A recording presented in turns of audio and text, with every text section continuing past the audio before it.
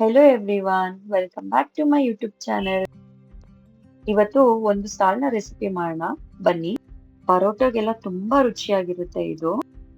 ಇವಾಗ ನಾನೊಂದು ಮಿಕ್ಸಿ ಜಾರ್ಗೆ ಅರ್ಧ ಕಪ್ ಅಷ್ಟು ತೆಂಗಿನಕಾಯಿ ತಗೊಂಡಿದ್ದೀನಿ.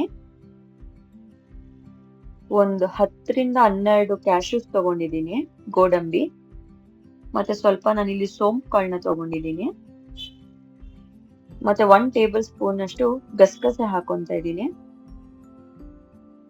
ಇಷ್ಟನ್ನು ಇವಾಗ ನಾವು ನೀರ್ ಹಾಕೊಂಡು ಫೈನ್ ಪೇಸ್ಟ್ ಮಾಡ್ಕೊಳ್ಳೋಣ. ಇವಾಗ ಒಂದ್ ಕಡಾಯಿಗೆ ಸ್ವಲ್ಪ ಎಣ್ಣೆ, ಇದಕ್ಕೆ ನಾನು ಚಕ್ಕೆ, 2 ಲವಂಗ, 2 ಏಲಕ್ಕಿ ಮತ್ತೆ ಸ್ವಲ್ಪ ಸೋಂಪು ಕಾಳನ್ನ ಹಾಕೊಂತ ಇದ್ದೀನಿ. ಇಲ್ಲಿ ನಾನು 2 ಈರುಳ್ಳಿ ಹಚ್ಚಾಕೊಂಡಿದ್ದೀನಿ. ಈರುಳ್ಳಿ ಸ್ವಲ್ಪ ಹಸಿ ವಾಸನೆ ಹೋಗೋವರೆಗೂ ಲೈಟ್ ಆಗಿ ಫ್ರೈ ಮಾಡ್ಕೋಬೇಕಾಗುತ್ತೆ. ಈರುಳ್ಳಿ ಇಲ್ಲಿ ಸ್ವಲ್ಪ ಫ್ರೈ ಆಗ್ತಿದೆ ಅನ್ನುವಾಗ ನಾನು ಇಲ್ಲಿ ಇದಕ್ಕೆ 2 ಹಸಿಮೆಣಸಿನ್ಕಾಯಿ ಹಾಕೊಂತ ಇದ್ದೀನಿ.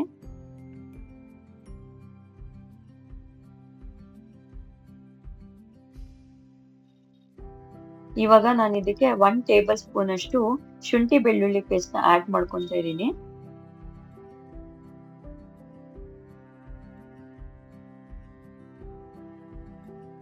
ಇವಾಗ ಇನ್ನೊಂದು 2 ಮಿನಿಟ್ಸ್ ಈರುಳ್ಳಿನ ಚೆನ್ನಾಗಿ ಫ್ರೈ ಮಾಡ್ಕೊಳ್ಳೋಣ.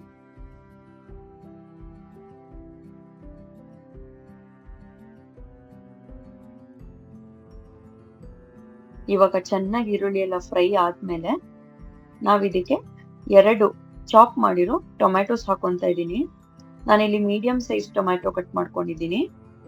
ಟೊಮ್ಯಾಟೊ ಕೂಡ ಚೆನ್ನಾಗಿ ಫ್ರೈ ಆಗಿ ಸ್ಮ್ಯಾಶ್ ಆಗೋವರೆಗೂ ಇದನ್ನ ಫ್ರೈ ಮಾಡ್ಕೋಬೇಕು.